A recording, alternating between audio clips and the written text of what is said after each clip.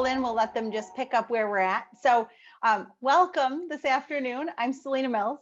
I'm an education consultant with the Office of Career and Technical Education, and I'm actually your education consultant in the automotive program. So I'm excited to be able to speak to you from two different perspectives today, both as someone who's here to assist you and as someone who's been working with our Career Pathways project. So I also want to tell you, I really appreciate all of you being here.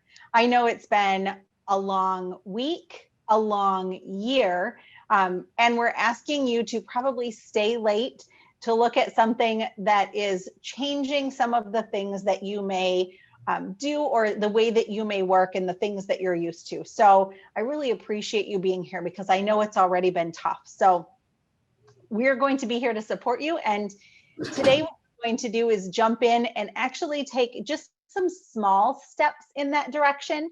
So we didn't want to completely overwhelm you. And actually, you're all pretty lucky because when you look at this, I think you'll see a lot of similarities to what you're already doing. So we wanted to just introduce what's going to occur over the next several years to you and give you a chance to look at some information, and then we'll continue to support you as we move along through this process. So while we do that, for today, these are our main objectives. We really wanted to start with kind of the why behind this is this whole change. You know, what's happening with Perkins 5 and why is that changing some of the things that we're doing? And then we wanted to develop a shared understanding of some of those changed vocabulary terms so that when we say something to each other, we'll both know what we're talking about. And then finally, we really wanted to look at those approved credentials that came out of the grant process. And again, I think you're all going to be very familiar with these. And then to look at some of those new curriculum documents that are coming to you and kind of talk about what that looks like. In addition, I owe all of you an explanation, and this really isn't part of today's presentation, but it's a great opportunity to say it. So there is going to be a memo coming about what you need to do for the SIP self-review and what you don't. So I want to tack that on to the end of today. And if for some reason we get going and we get to the question and answer section and I forget, someone please call me out and make sure that I tell you that, because I don't want to keep you waiting on this memo that's taking me a little while to get out. I want to be able to give you that information right now, and then the official piece will come. So with that, what we've done today is build in some spots for question and answer, because we're sure that there's going to be some. So I'm going to pause several times throughout today's presentation, and you'll see this slide, and we're going to open the floor to questions and answers. And it will be easier for us if you can throw those questions in the chat, if at all possible, especially if you're thinking of those things as I'm presenting, and that way we don't forget it and we get to it. And then we're going to take these questions and answers and publish them for you so that if you need to look something up or you don't remember the answer to something that someone asked, you can go back and find it. And there will be some interactive dialogue that we can have back and forth too, but that will help us capture those things. So I want to start first with that little bit of history. Why are we even changing things in the first place? And that's simply because when the federal legislators rewrote the Perkins legislation, they made some changes that impacted the way that we did things in Michigan. So specifically, they used some terms in that legislation that we didn't use. And so we had to figure out how to address that.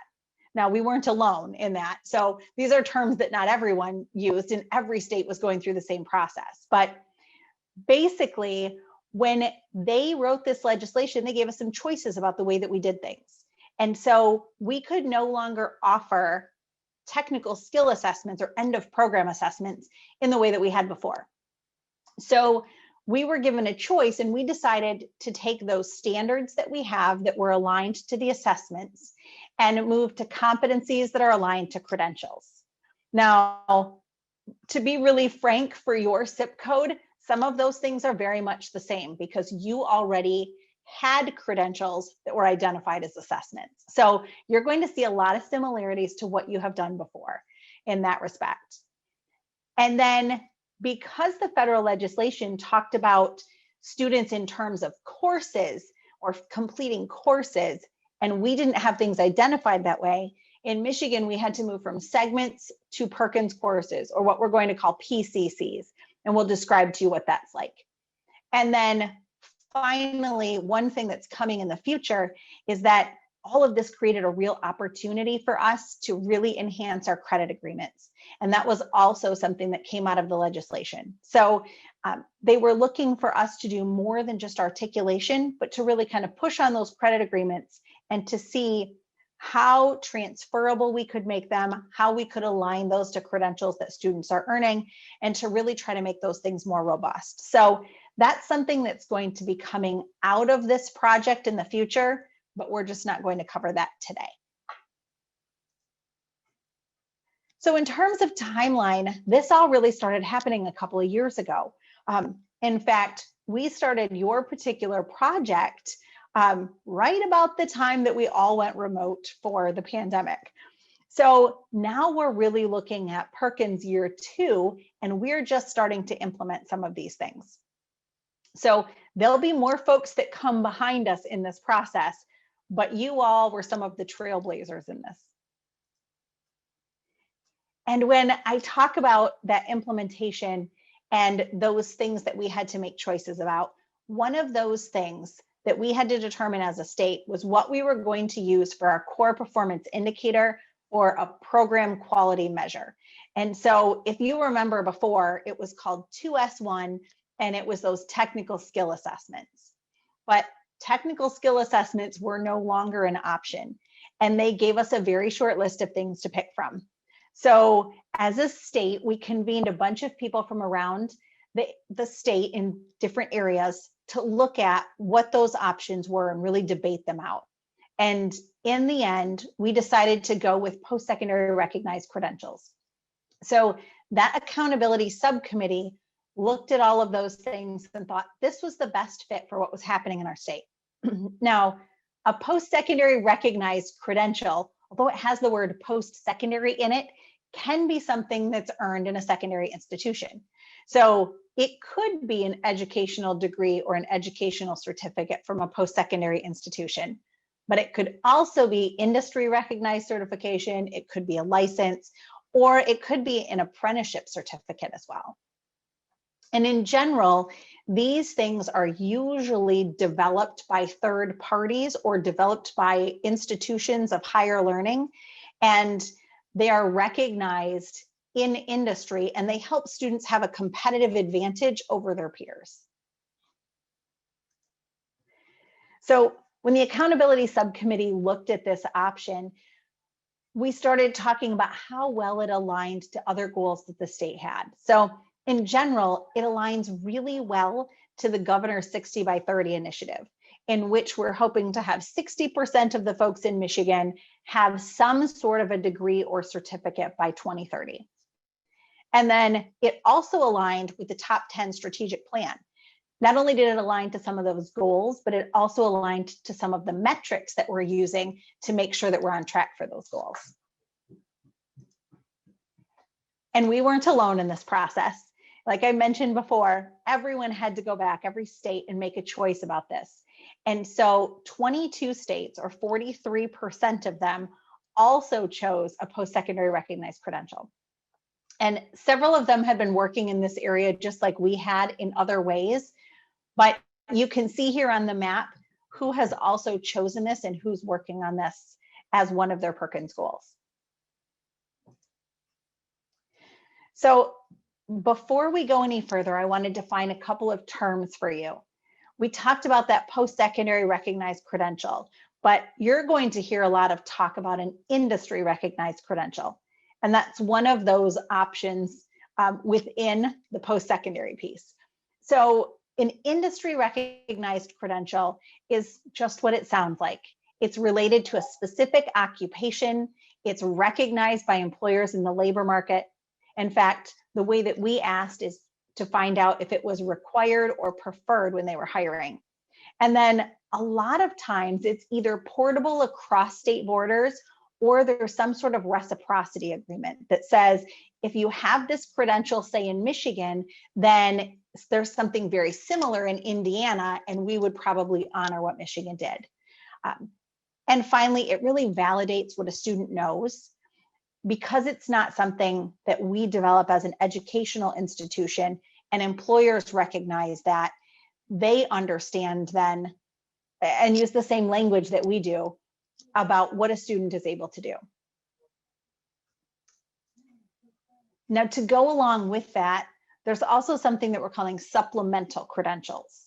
And if you were part of the work group, you probably had some conversations about these, and we're going to come back to them in just a little bit. But supplemental credentials are credentials that aren't specific to one occupation, but they really have value across several.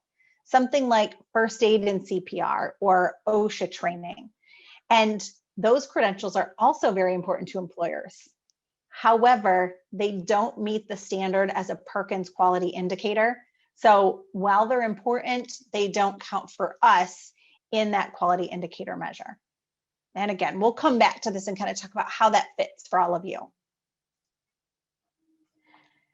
So we looked at 5 different zip codes as part of this grant, and then 2 additional zip codes that are going through the process. So you're one of 7. And 5 of these zip codes, again, went through this grant process. And then the 2 that didn't, but are doing the parallel work, were also going through some curriculum revision at the time. So it made sense for them to work through this process. So this week and next week, everyone's project will be rolling out, and they'll all begin to get the same information. And this is really what the process looked like. When our grantees applied for the grant, they had to take the current standards that we're already using, because those have already been approved, and those didn't go away. So those are still the foundation of what it is that you're doing. So we didn't change anything that you have in your gap analysis document, but they took those standards and then they looked at the industry credentials that employers thought were valuable. And they took those 2 things together and then determined what competencies or what big ideas came out of that. And then from there, they put those into courses for purposes of reporting. And we're going to talk about each of those components so that I can give you more specifics. And if you look on your screen, the things that are starred are the things that we're going to focus on today. But I want you to see that there's actually more to the project that's coming. So from there, they did some academic alignment so that we could make credit recommendations on a statewide level about Michigan merit flexibilities for students. And then we could also identify supports for students so that we could help them make that transition either to post-secondary or to align with their academic credit agreements. And then in addition, they looked at the program of study for all of you, and they started looking at kind of an overarching program of study template that you can build from. And as part of that, they looked at work-based learning, some entry and exit points, and then they wrapped the project up by looking at those post-secondary credit agreements. And I want to take a quick minute, as I've just described all this work, for you to meet some of the people who led this work, because our grant group was absolutely amazing. And I know that there's probably several of you as teachers who were part of that group who are on here, but I'd like to take a quick minute and mute myself and ask our grant project leads if they would introduce themselves, just so that you can see who they are.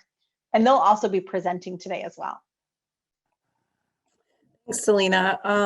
Welcome, everybody. I'm Mickey Spagnoli, and I'm the Director of CTE and Post-Secondary Options at Lewis Cass Intermediate School District. And our grant team comprised of a leadership team, and I have one of those individuals with me on here today, and her name is Jenny Kowalski, and I'll let her introduce herself. And then we have a number of the teachers that worked with us, and it's David Narhai. I probably butchered his name, sorry. Randy, I can't even, from the UP, I can't even pronounce his last name. Jeremy Tilley and Doug Haygood. And so they're gonna help me out because while we're presenting and chiming in a little bit here on the process, because as you know, I am not an expert in auto, and I leaned on these guys more than I think I ever would have I could never done this work without these guys. And so they were so valuable in our work. So Ginny, do you want to unmute yourself and introduce yourself a little bit? Sure. I'm Jenny Kowalski. I'm actually retired, but was a former CTE principal at the William D. Ford Career Center in Westland, Michigan, part of Wayne Westland Schools, and then finished out my career as a CTE director in St. Joe County. So Mickey called, and I have some knowledge. We had a great auto program at Wayne Westland, and I know there's a lot of auto programs, great ones around the state of Michigan. So I was glad to help. Thank you. So like Mickey and Jenny said, and they talked about some of the teachers who were part of this project, we asked our grantees to pull in employer feedback from around the state and then to pull in teacher experts. So that when we started to redesign some things under the umbrella of Perkins 5, we didn't do anything that wouldn't work for all of you, and we had your input. So I'm so glad that folks are going to chime in today, because again, your peers are the ones that really speak your language and can help answer some of the questions that may come up. So with that, I want to pause for just a minute and find out, do you have any questions about the overall process or why we've made some of these changes?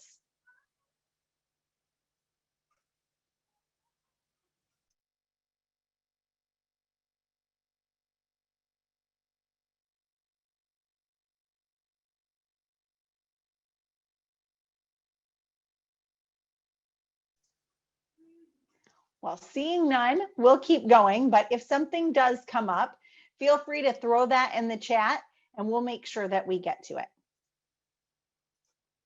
So this is really what you want to know, right? Like, what does the curriculum look like? What do we have to do? And what credentials did you identify?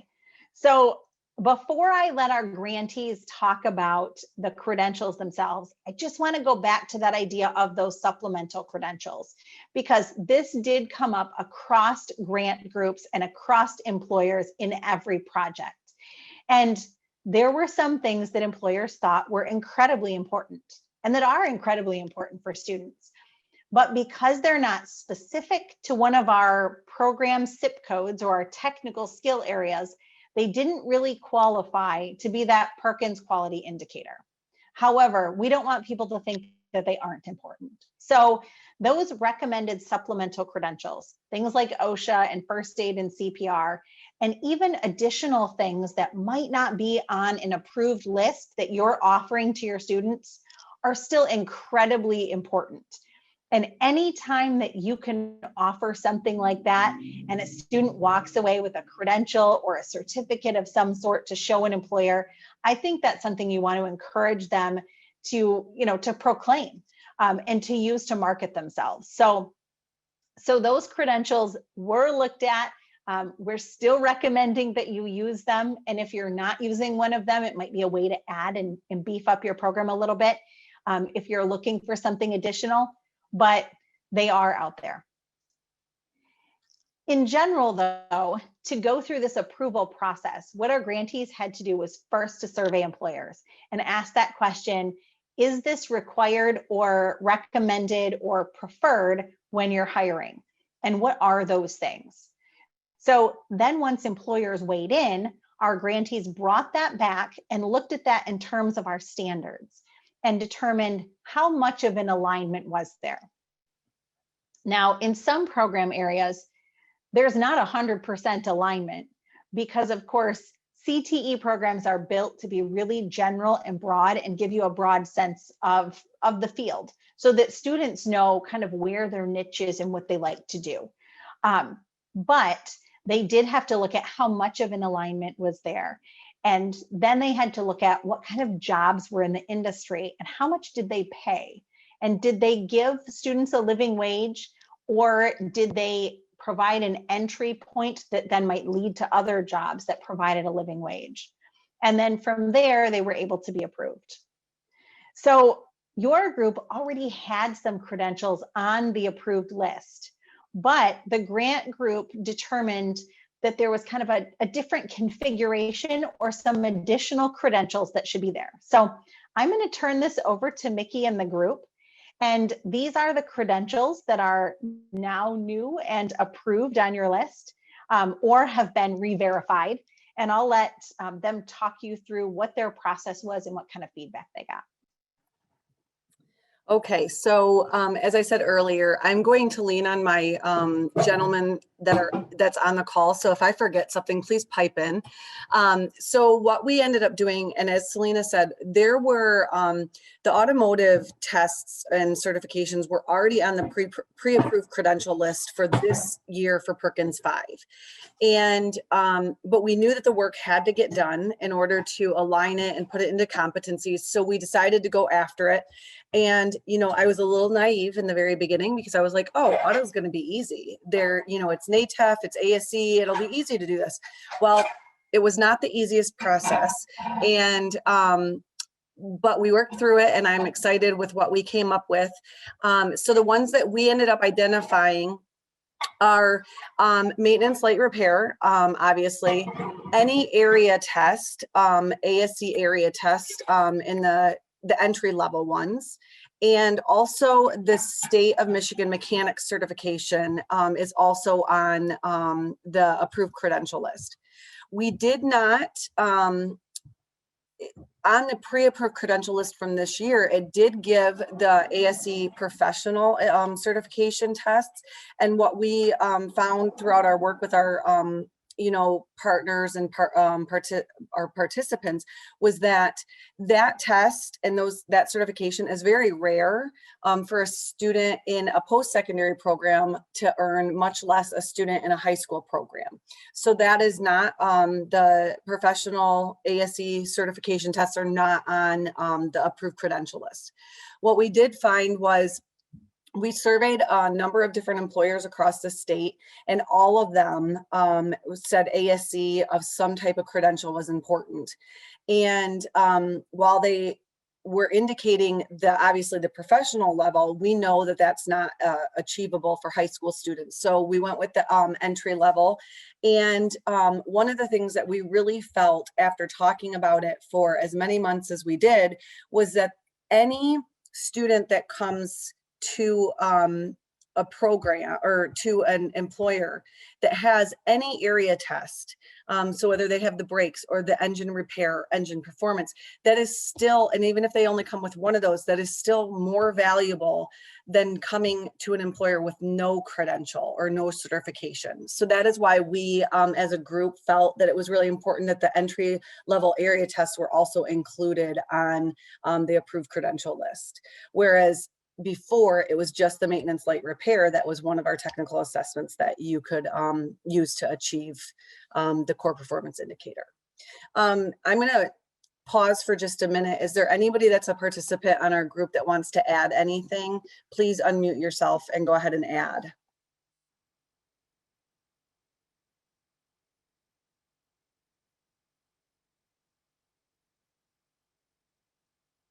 Okay, I must have done a good job. Selena go ahead.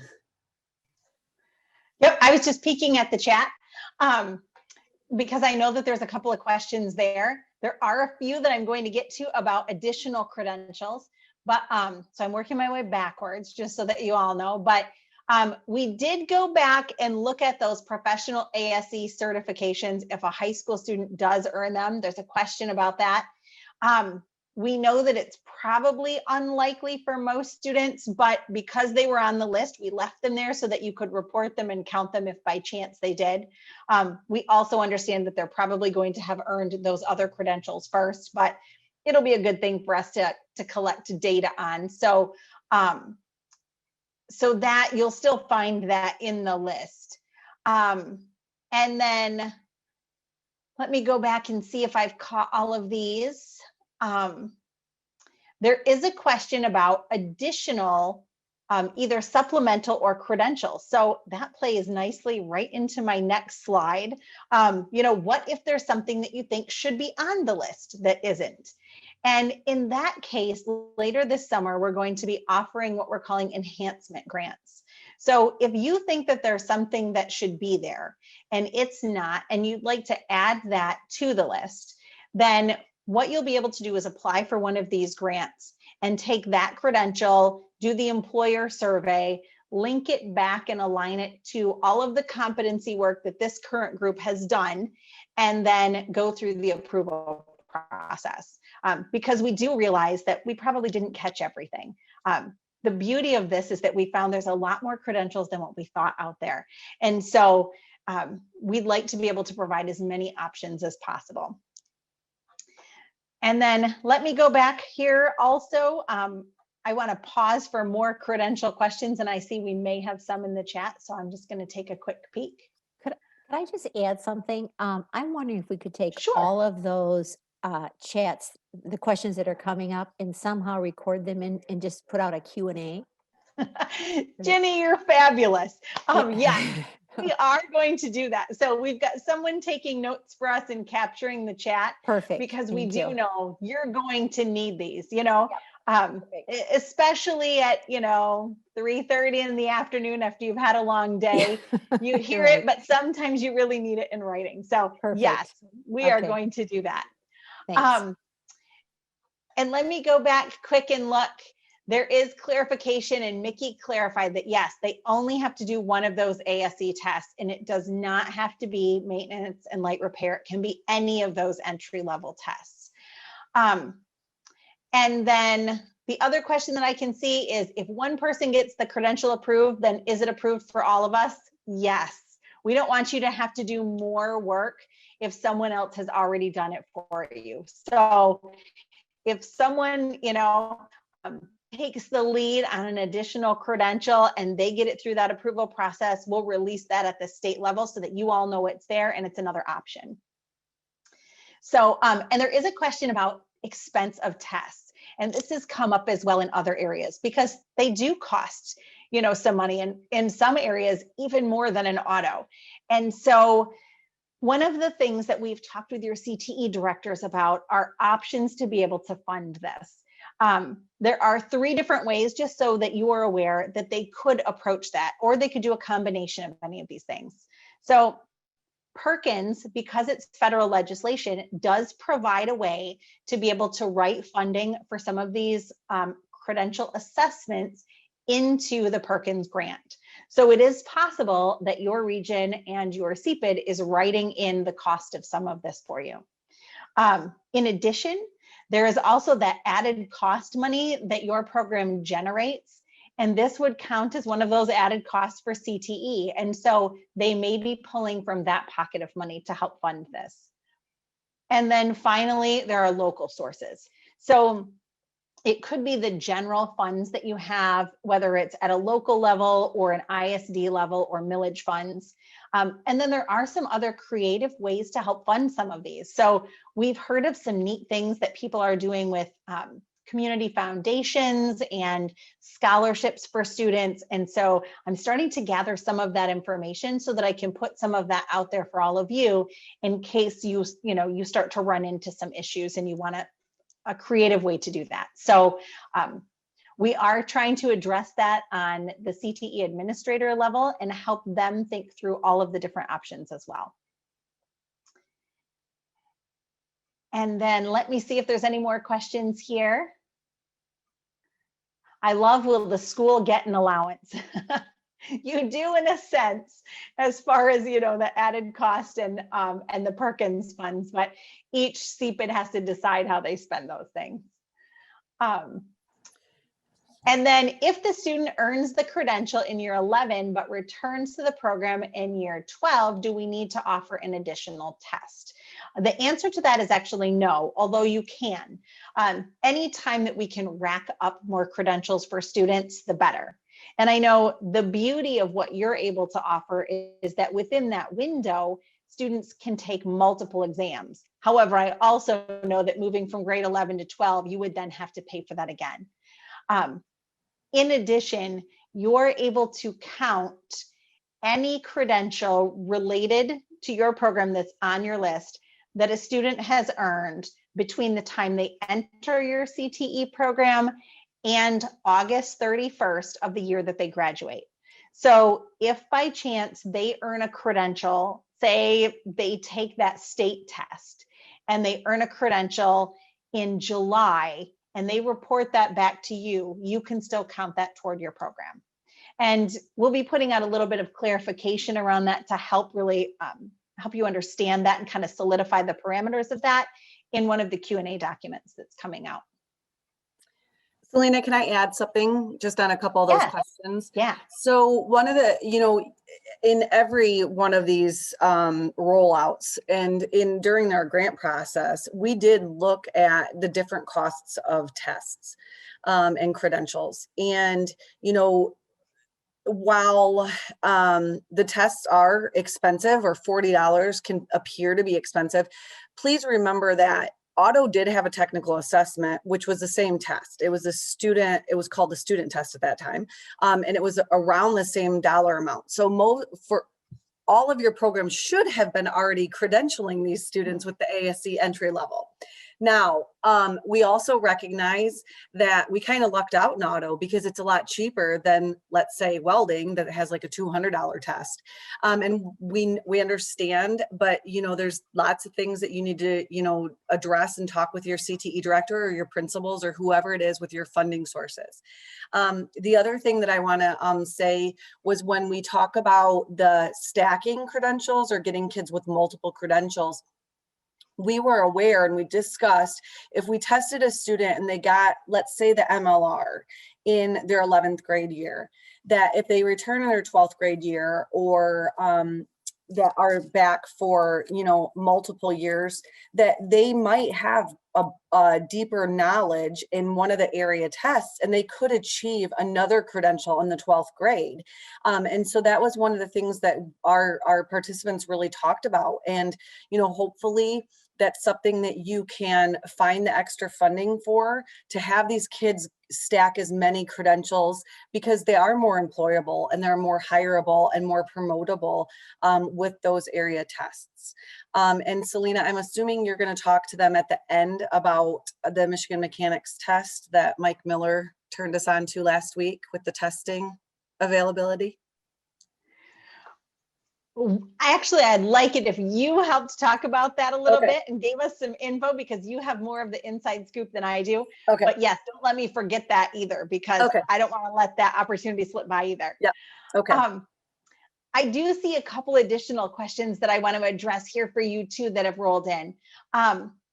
It does say, will future funding be linked to student test scores? And no, we're not going back and looking at test scores to fund programs. They are still looking at the funding formula, but it does look a little bit different as far as our move from assessments to credentials, because initially when we did assessments, to be able to be a completer, a student had to take the credential. And that's no longer part of our completer definition. And so now the federal government really looks at concentrators. And so although we don't know how funding is going to link to that exactly, we do know that data links to that. And so now for your follow-up survey, you'll be following up on concentrators. And this will make more sense as we get further into the presentation and you get to look at those courses that have been developed. But you'll be following up on concentrators, and it's concentrators that will make up that core performance indicator data.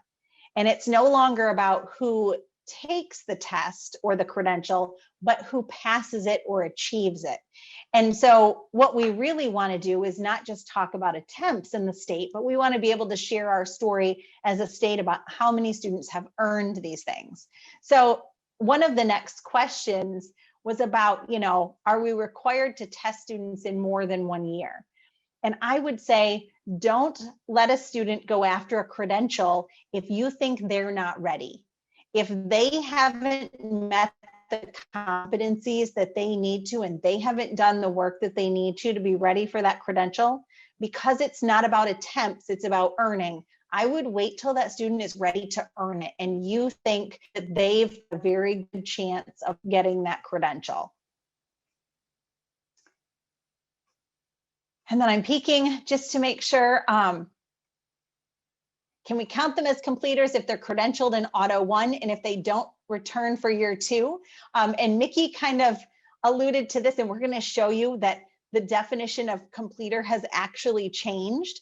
So when we get to those slides, make sure that if I didn't answer this question well when we get there, that you ask it again, so that we can answer that.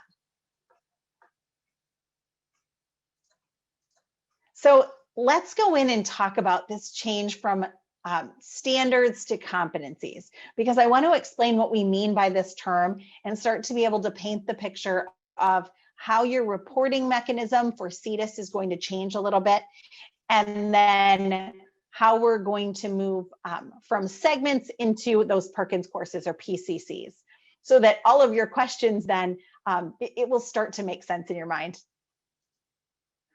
So first of all, when we look at the definition of competency or competence, we use it in slightly different ways in different places. So if you were an academic teacher and you were talking about a student being competent, a lot of times we refer to that as being proficient. You know, they have mastered the content in that core academic area. But if we talk to an employer about someone who's competent, they say it's someone who's able to do the job or they can perform the skills. And that's really what competency is all about. It's about being able to not only have that foundational knowledge and understanding, but then to take that and be able to do something with it.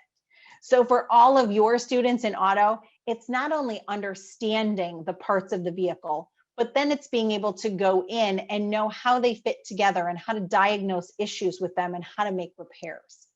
That's true competence. And so we started looking at competency-based systems.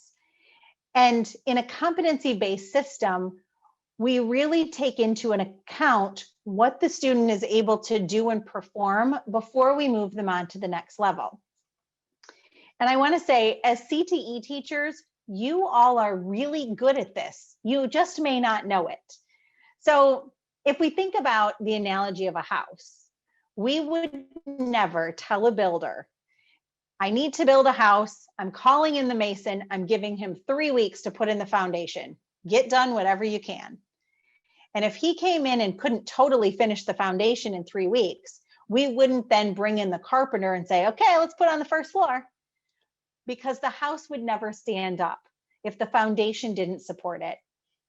And you all know, you'd never say to a student, oh, I'm sorry, I guess you didn't get that information. Let's keep moving on. We don't do that in CTE. We build that foundation well, and then from that foundation, then we start to move students into higher degrees of learning.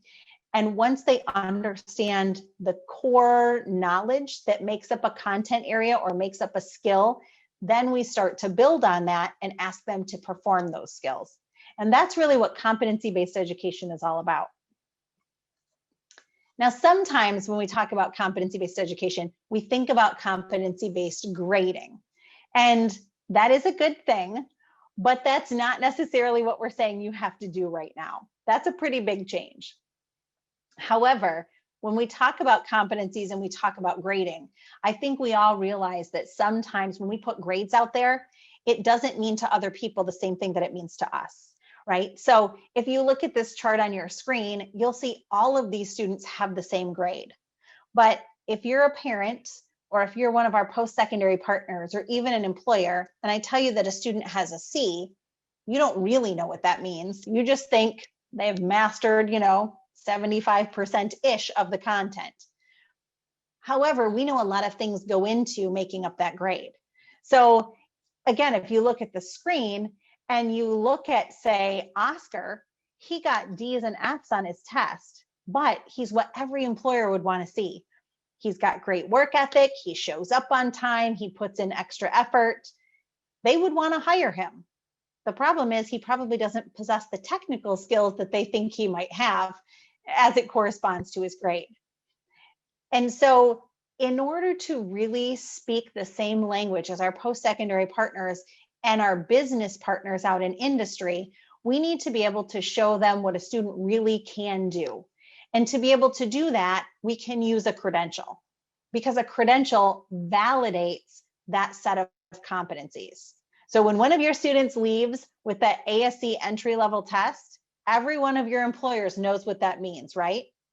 They have a pretty good understanding of some of the things that that student can do because they speak that same language. And so that's really the beauty of this system, is being able to help students market themselves and to be able to talk to our partners using the same terms. Now, this isn't all a foreign concept, because if you think about our gap analysis document, we had some of these same ideas planted in there. We just didn't always point out the fact that they were there. So if you looked at your gap analysis document and you looked at the columns on the very left-hand side, we did start to identify where students needed to know things and then where they needed to perform things. And what I'm going to show you today, kind of a version of that. And I want to show it to you in two different ways, because sometimes this is something that's a little bit to wrap your head around. So when we build curriculum, we start by thinking about what's the big idea? What do students need to leave with if they're going to be considered successful? And what do they need to really know and be able to do to move on to the next step? That's our big idea at the top of the triangle, or our competency. And you all know those things because your curriculum really outlined that in a very nice way for you already. So you knew that they had, like 8 basic areas where they needed to know some pretty big things. From there, then those content standards that were in our gap analysis, or those knowledge and skill statements, were the things that really identified what a student needed to know first and understand before they could then show you. And the way that they show you are through performance indicators. You'll see these things as tasks, and that's how they were worded for you. So if you're familiar at all with Bloom's taxonomy, this is a hierarchical model that we use sometimes to talk about the level or degree to which a student understands or knows something. So again, that bottom, those content standards, were things like know, understand, recall, identify. Whenever you see those terms in your documents, you know it's really that foundational knowledge. And then from there, the apply and analyze is really being able to perform or do. And those were things like your tasks. And then finally at the top were those big ideas that they left with. So I want to show you that one other way in case seeing it in a slightly different way makes more sense. And I'm going to show it to you using some of your own content. So first, in our gap analysis document, our standards came from 4 different areas. We had our technical, our cluster, our pathway, and our career-ready practices, and they were all color-coded in your gap analysis document. So the technical standards in general in CTE come from national organizations, licensing boards, or other big entities like that. And of course, yours came from ASE. So you're all very familiar with what those standards are. And then the cluster and pathway standards came for you from transportation and distribution. And that's because every program federally that's a CTE program is aligned to one of the 16 clusters. And then from there, one of the 79 different pathways. And there's a formula for that. So it tells us if this is your zip code, this is your cluster, and this is your pathway. And those are much broader because they're meant to encompass lots of different careers within that area. And then finally, there were your career-ready practices, or what we looked at as employability skills. And these, in your latest GAP document, there should have been 12 big standards along with some performance indicators, and these are also national. So they were determined by a state-led group that looked at what did students really need to know in any CTE program and leave with to be successful in employment. So if we're thinking about how you build a competency, we take the standards from those 4 sources, and then we asked our grant groups to take the standards that were what we called naturally sticky, or that fit together, and to identify those and put them into a group, and then to write one competency or big idea around those. So for all of you, it might look like this. One of the competencies that came out of your group was to demonstrate the knowledge of engine repair and related service information. Now, I know that that means a lot to all of you because you know how big that is, right? That is a really big standard that encompasses a lot of different things. And so the standards that were part of that competency were pulled in from these sources. And I gave you some examples because there were definitely more than this that fit there. So if we look at the technical standards, here were some of your technical standards. Here were some of your cluster and pathway, and then some of your career ready practices. And again, they came right out of your gap analysis document. But students are able to demonstrate that competency using multiple different assessments or multiple different credentials. So you know that if a student has that ASE entry-level test, they've demonstrated some of the same skills as a student who's taking the Michigan mechanics test. And that's what this slide shows you, that the credential helps to verify the competency, but students can show you that in multiple different ways. So really it looks like this. The work group took those 4 sources, they grouped together the ones that were alike, or what we call kind of naturally sticky. They created that overarching idea.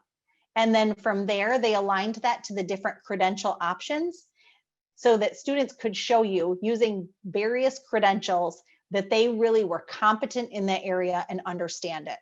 And for an employer, any of those credentials will give them a sense of some basic things that that student knows and is able to do. So I want to show you here what those overarching competencies look like. And while you're looking at this, I want to reassure you that we did not take away anything that's in your gap analysis document, and we did not take away those ASE tasks that you have to do. They really sit underneath each of these competencies. And you should have this in the Know Before You Go resources that you got. But if for some reason that went to your spam or your junk mail, we're going to send that out again at the end of this. And we'll also send you a copy of this slide presentation so that you have that as well. So I want to pause here and ask about questions. And I'd love to have Mickey and the grant group jump in as well. So I'm going to go back and kind of look at some of the questions in the chat, but please feel free to weigh in. I'm going to see if I can find where I'm at in the chat here.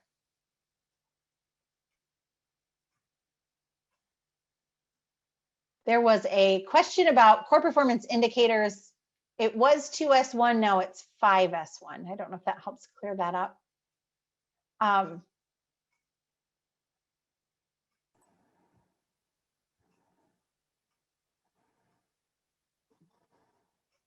And David has a question, and Mickey, you or one of your teachers is probably the best person to answer this. If a student passes an ASE entry-level test, shouldn't the state of Michigan mechanic credential be given to the student as well? And the rationale is the state of Michigan recognizes ASE and will give a technician a state license if they have an active ASE license. So we had long discussions about the state test, and everybody that I've talked to, including I talked to Mike Miller from Mecosta Osceola last week about it. So David, could you please pipe in a little bit about the state test and the ASE credential and how it relates to the Michigan mechanics test? Are you comfortable doing that, David?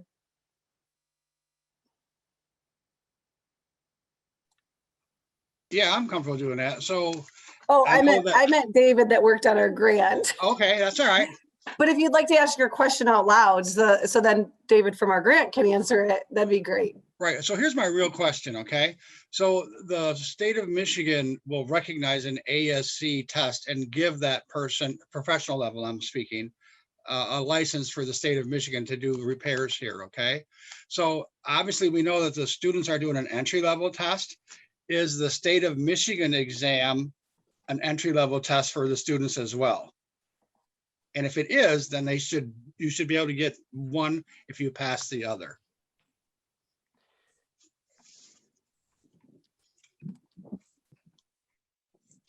And specifically, if you pass an ASE, you should be able to get the state of Michigan. But the ASE if you pass the ASE, it has to be the professional level.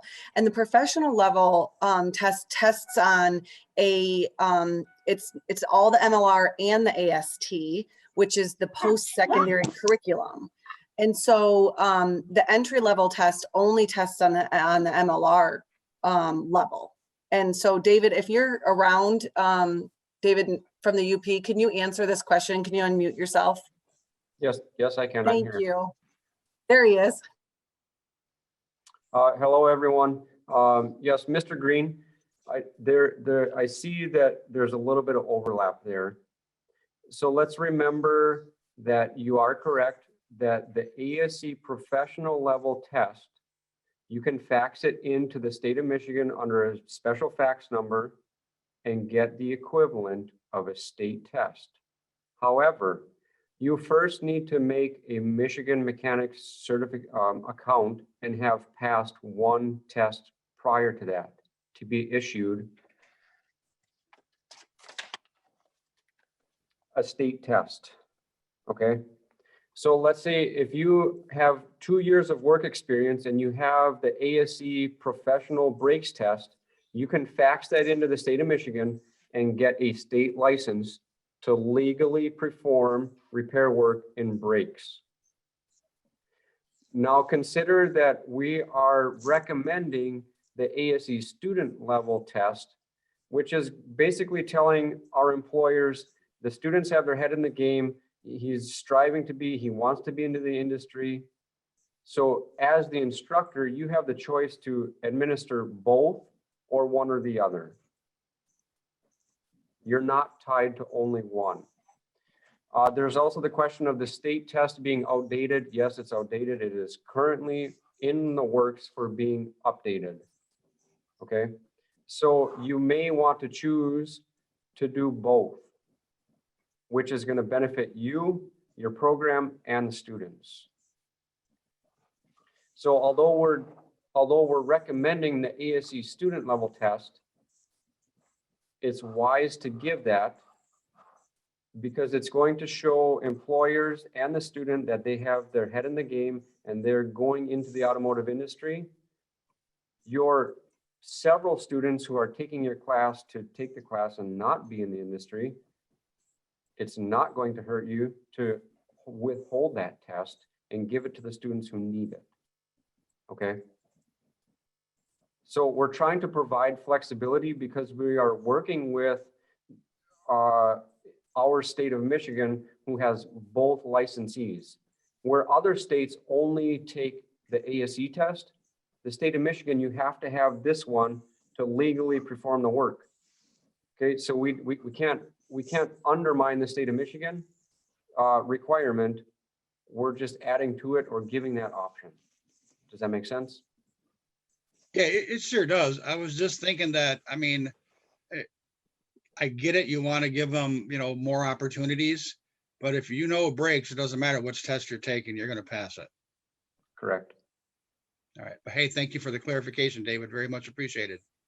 You bet. And I really appreciate this great dialogue because that's what helps us all learn. So thank you so much, you guys, for being willing to, you know, to talk back and forth like this and answer each other's questions and help each other out because, you know, anytime that we introduce something new or we talk about a little bit of change, it's always helpful to be able to have each other to lean on. So I want to pop back into the chat. I want and make sure that I'm kind of following this. There was a question and Mickey answered it for us in here, but, you know, is this kind of an attempt to get everyone to move toward competency-based grading? And while we know that that is a best practice that people can employ, we're not saying that you have to do that. Really, we're moving to competencies to make some of the system easier for us so that we can then have great dialogue with our post-secondary partners and our employers, and we can really talk about what's important that students know in a way that they understand. And it offers a lot of options for students and a lot of differentiation for them. So we will, I think, in the future be talking about ways that this can impact grading, but that's, again, not something we're saying that you have to go and do. So And then I do see a question about when was the last time the state test was updated. And I think that we kind of covered part of that. And we will go back and resend all of these things and send this slide presentation for you so that you have it. We had a little bit of trouble getting that out ahead of time, and we had some error messages that were coming up with it. So I apologize. That's why it's coming at the end.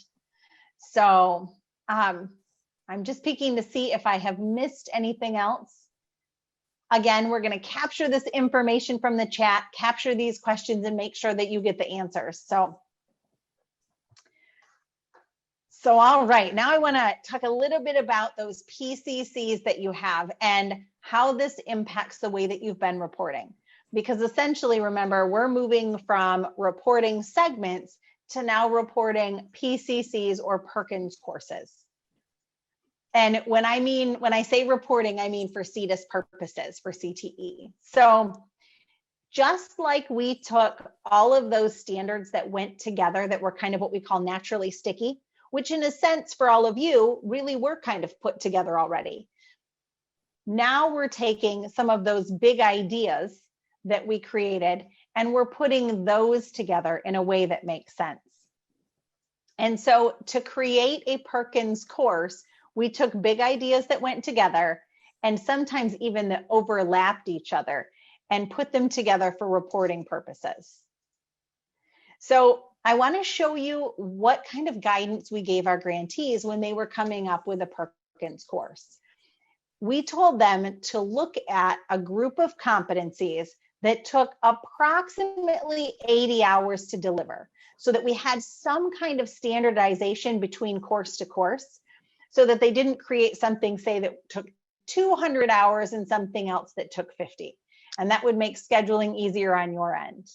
And then we grouped those competencies under those courses.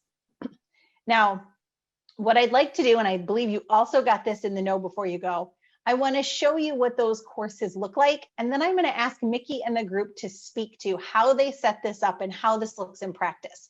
Because I do understand that to be certified and qualified under ASE, you have to deliver a required number of hours.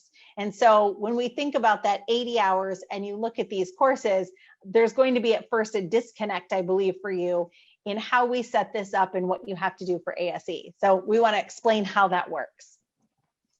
But first, this is what you have, and you'll eventually get this document in an Excel format, and it will have lots of tabs at the bottom so that all of your curriculum resources are under these tabs and in one place. This is what we're calling the Perkins Program Overview tab. So it shows you the PCC on the left-hand side, and you'll see that there's 3 of them right now that have been identified for you here. And then along the very left-hand side are what we're calling competency codes. So when you reported your local course before, say you were reporting by semester, and semester 1 contained these different segments, now you'll be reporting by competency. So you'll go back and say, if I'm offering a course for semester 1, instead of reporting segments 1, 2, and 3, I'm going to report that I did these particular competencies. And these are the codes that you'll use. Now, we know that that whole reporting thing can take a little bit of work and that you may need some support with that. So we're offering some sessions later this summer and at the beginning of the school year to help you be able to do that and to make that transition. And we'll show you a little bit more about that in a few minutes. So I just wanted you to know what those meant. Here are the competencies that you have. And then here's across how they align to those different area tests or those different certifications that are offered. And then here's how it aligned to the current segments that you're offering. Because I do know that most of you are operating in a multi-year program. And because of that, you're going to have students who this year are learning with segments. And if next year you're reporting with competencies, you need to know how to make that reporting transition so that you don't lose concentrators and completers in your program. And that's what we'll help you do. And then here is the recommended instructional time from ASE. So I know this is microscopic for you. And if you're not able to get to that know before you go slide, I want to show you these just a little bit closer so that you can see them. So I pulled out those things in the middle for this purpose, just so that you could see here are the competencies in what we're calling PCCA. And then here's how they aligned to the segments that you had. And this is the recommended instructional time from ASE, but this is not necessarily the amount of time that you have to take to deliver this competency. I do want to say while we're working on this, I worked with the cosmetology group who's sitting in the same boat as you are. Has a curriculum that's already well defined, requires a lot more hours than 80 to get through some content area. And so we do realize that there's additional practice above and beyond that students will have to put in to really fully make it through all of the tasks in your program. And again, I'll let Mickey describe that here in just a moment because she does a really good job. And I had to ask for help, you know, conceptualizing this multiple times. And I know the group has thought it through well. So here is PCCB. And then PCCC is set up for additional instructional time. So I'm going to pause here. Actually, it might be easier if I go back to this for you, right, Mickey? And would you like to jump in and really describe how this was set up and how folks can look at this in terms of the hours that are required for ASE? And then that idea of, you know, a course is roughly 80 hours.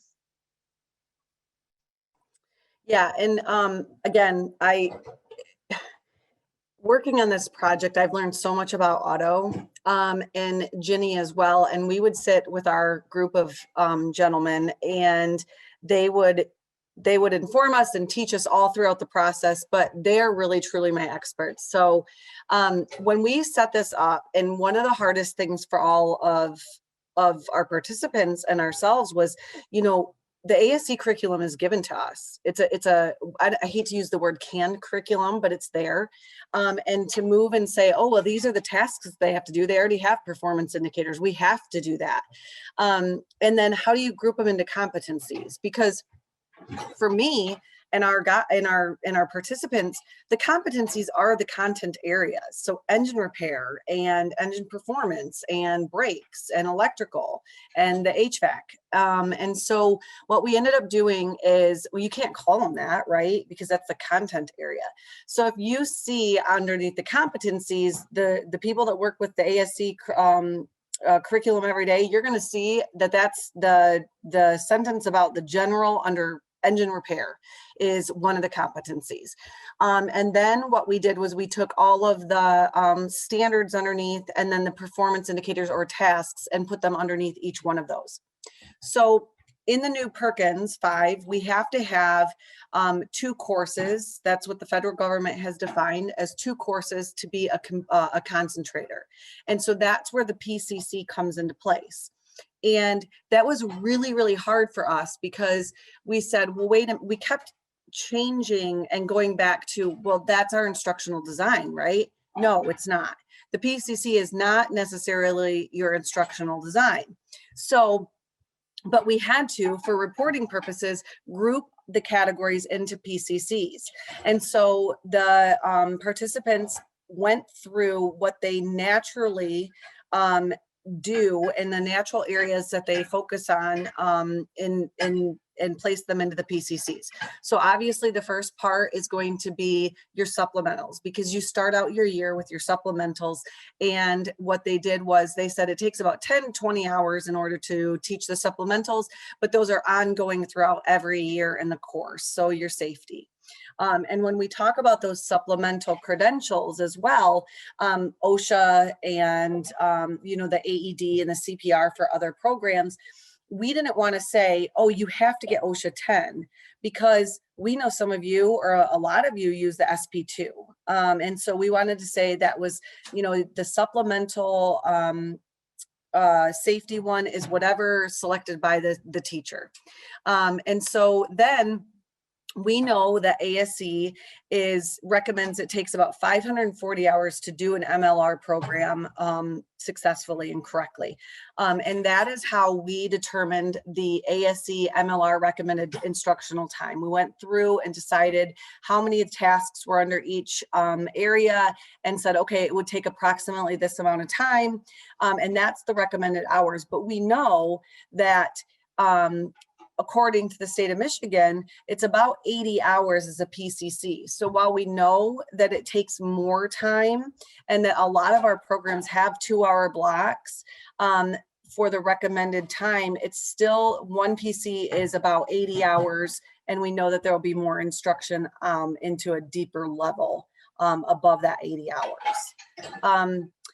When you see the area tests underneath the PCCs or next to it, like for example, in the purple, it doesn't mean that you have to take that test at that time, but it would naturally make sense for a student to be able to pass that certification test at that after they complete that competency. And we also know that ASE only has a window either in the spring or the fall. So we're aware of that as well. Are any of my participants want to add to this explanation, or are there other questions?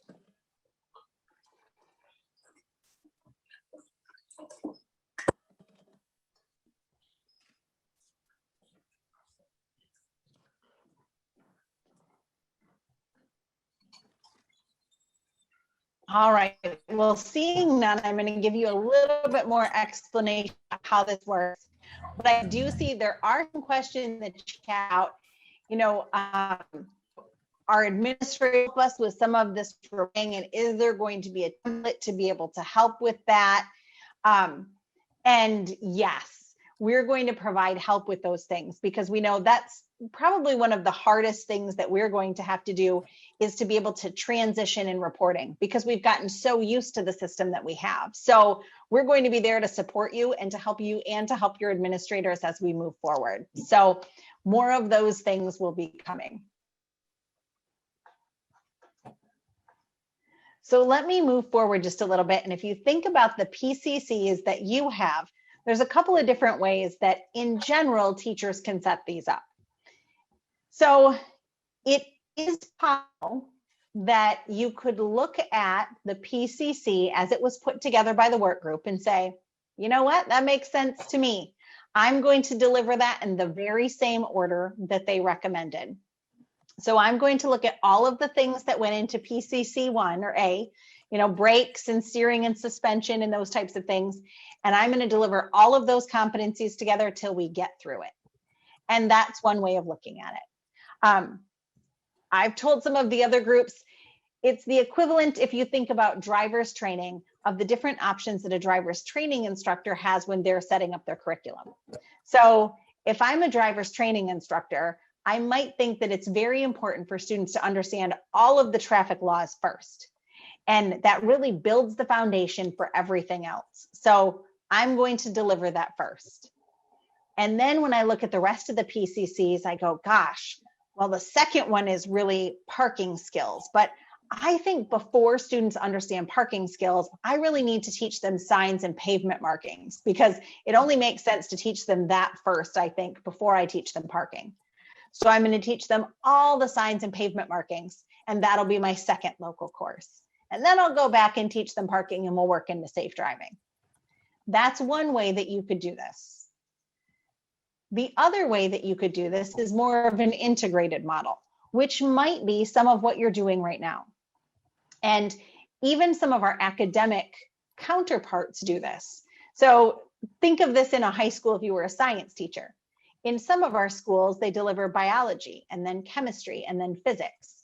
But in other schools, they have an integrated model where it's science A and science B and science C. And they pull together some of the things from biology and chemistry and physics that all fit together into one course. And that's what this model looks like. So this is more of an integrated model. Now, you might do this if you don't have enough equipment, say, to be able to teach all of one thing at one time. So students have to work in multiple areas. It might be that your advisory committee thinks that this is the best way to go, and in which case you may want to lean on their advice. It may be just that you like the way that this is designed. And so in an integrated model, you would pull several competencies from across those courses and teach them together. So if I were, again, back to the driver's training instructor, it might look like this. I might think, gosh, you know what? I don't have very many vehicles for students to drive, and I need to get them out and get them drive time as quickly as possible. So what I'm going to do is teach the traffic laws that have to do with parking first, and then all of the signs and pavement markings in my segment 1 as well. And we're going to get kids right out in the parking lot and get them parking and get them doing a little bit of general movement with the vehicle. That'll be my course A. But I'm not letting them leave the parking lot until I get to course B. And when I get to course B, then we're going to talk about the traffic laws that they need to know when they're out on the road, and those signs and pavement markings and some of those driving skills. And that's what an integrated model might look like. Now, for all of you, you probably have a setup that you're fairly comfortable with right now. And in that case, if you're comfortable with your setup and it works for you, what we can help you do is teach you then how to take your current structure and change your reporting system so that you're moving from segments to competencies while still keeping the instructional structure and design that is working well for you. So I don't want you to see these things and think, oh my gosh, I have to redo my entire program, because that may not be the case at all. You may be able to take what you're doing and we'll just teach you how to report it in this new model. And so we will be looking at those instructional design forms that you've been familiar with in the past and trying to create a new model for that that works well for you as you move from segments to competencies. And we'll be offering some sessions again later to help walk you through this and answer all of your questions so that we can be supportive. In general, the dates that you need to know are up here on your screen. So we are going to begin reporting competencies in the fall of 2021. And I know that you're going to have students who are reported under segments. So again, we're going to work with you to support you in that so that you don't lose students in that reporting changeover. And then the new credentials that have been offered will be on the approved list coming up in the fall. But again, in general, as we talk across all of these 7 zip codes, if someone isn't currently offering a credential, they don't need to then turn right around this fall and try to do that, because I know you have a lot going on. So you do have some time to work towards some of that implementation. And again, for all of you, some of these were already on the list. So I'm hoping that what this does is brings more flexibility to you instead of less. So I want to pause for questions again here quickly and look in our chat and see if there's anything that we haven't answered.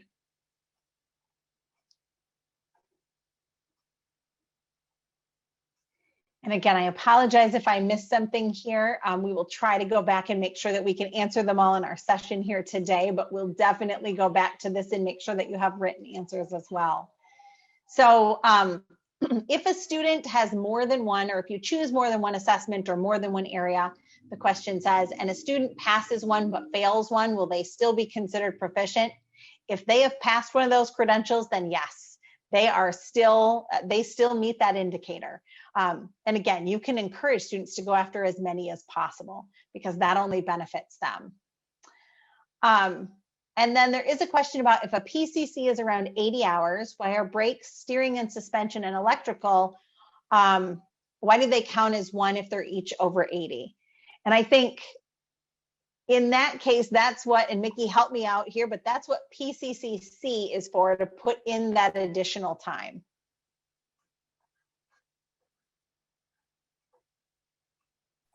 So we went around this for hours, days, weeks, months on the PCCs and the recommended. So we know that the 540 hours for the recommended time that ASC says, we understand that that's a recommendation.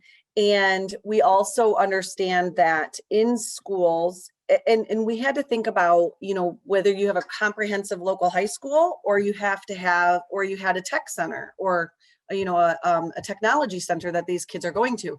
And we had to think about, as OCTE and MDE, we have to have something that fits all programs because it's partly a reporting thing. And a lot of you will remember minutes and hours and all that kind of stuff from years ago.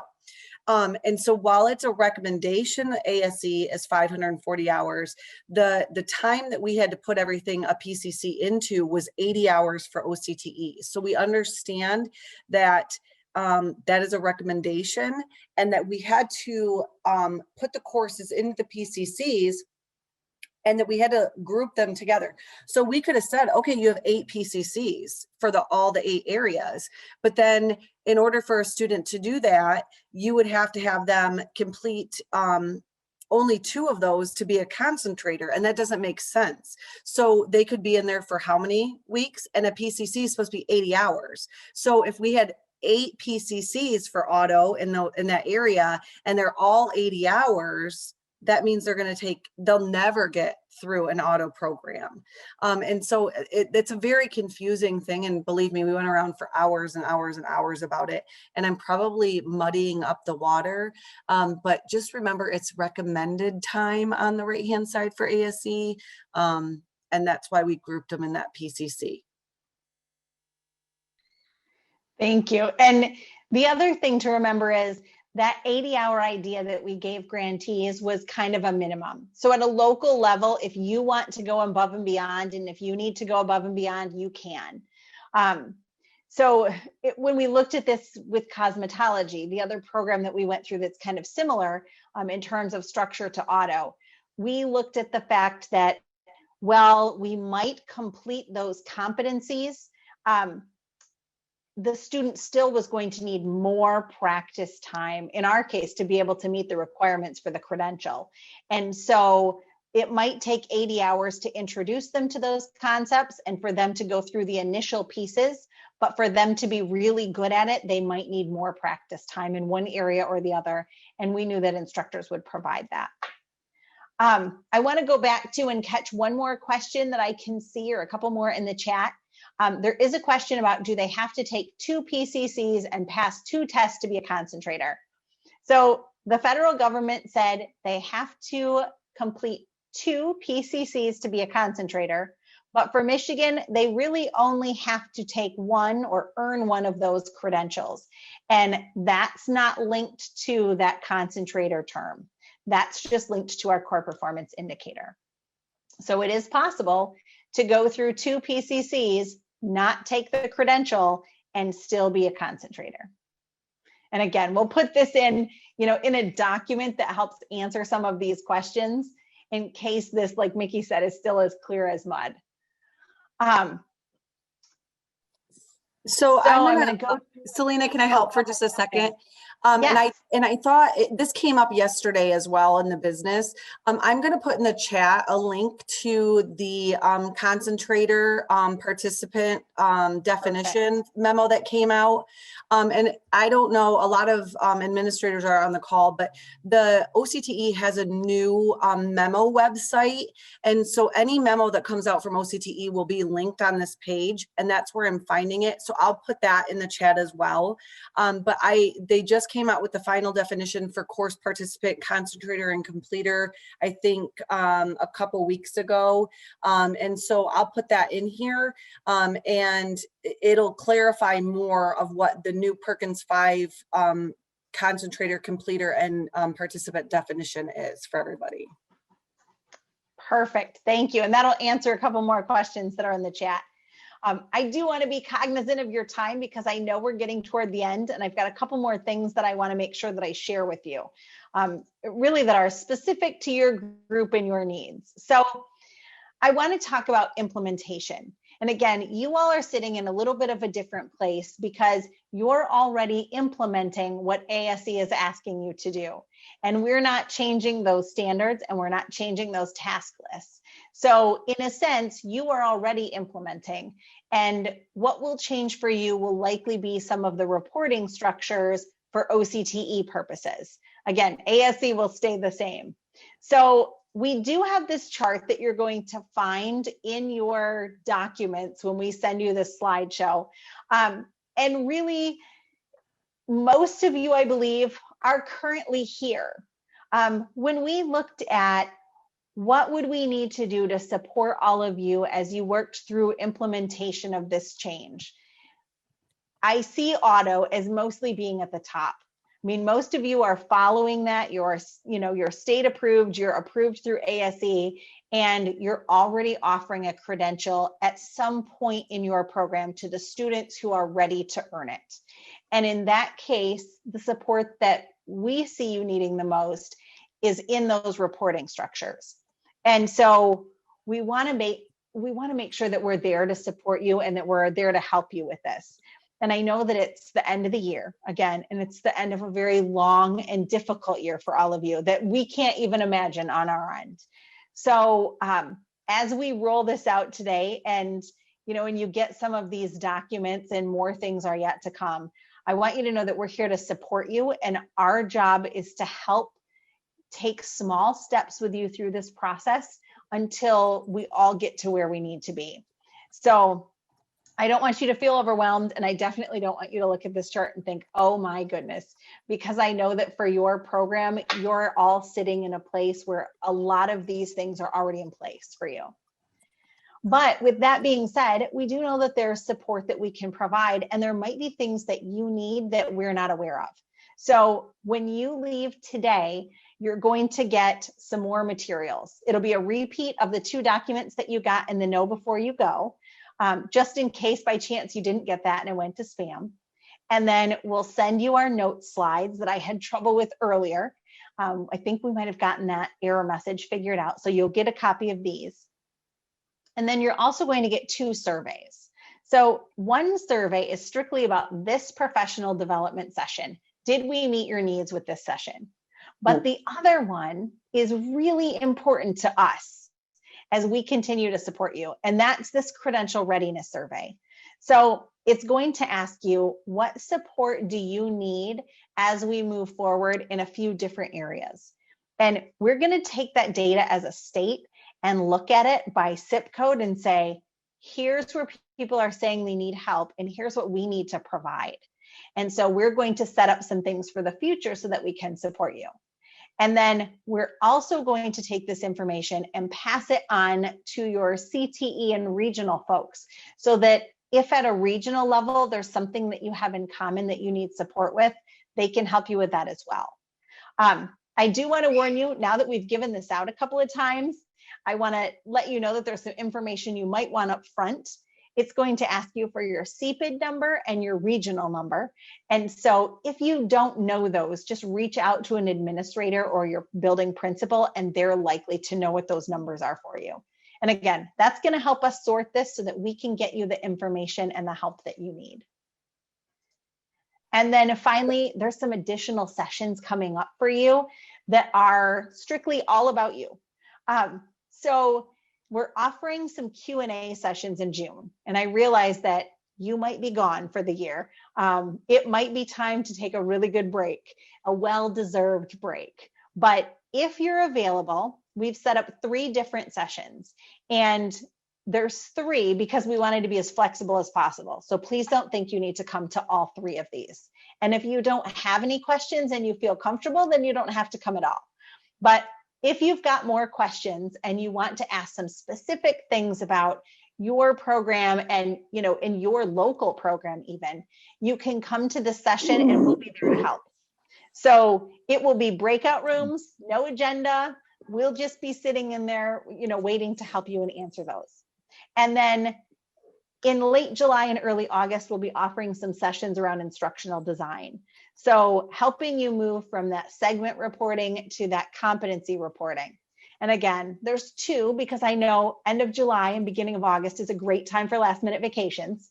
So you don't need to come to those if your administrators got this and you guys are all set. If not, and you want some help or you want to ask some questions, feel free to come to one or the other and we'll help you out.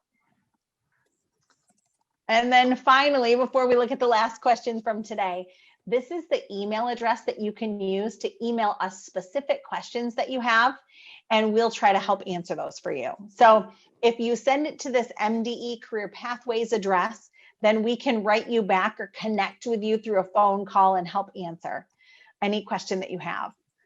And again, in addition, we're going to take everything from the chat and the questions that you've had today, and we'll put something out in an FAQ document so that you all have those.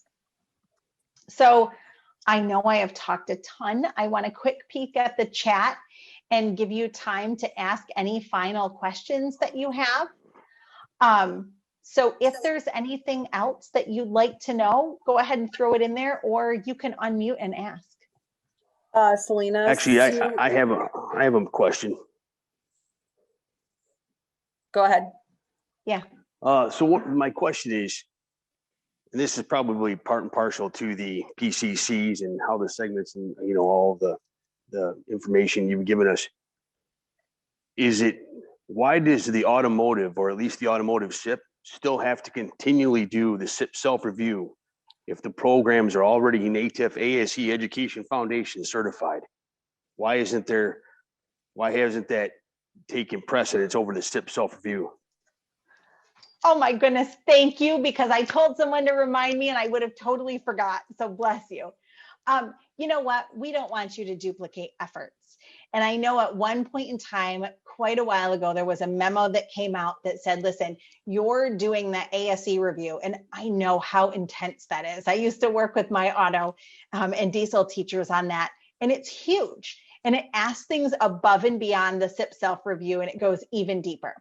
So what we've done is we've looked at the new SIP self-review, and I did a crosswalk between that and what ASE asked for. And I really came up with 3 or 4 things that were different.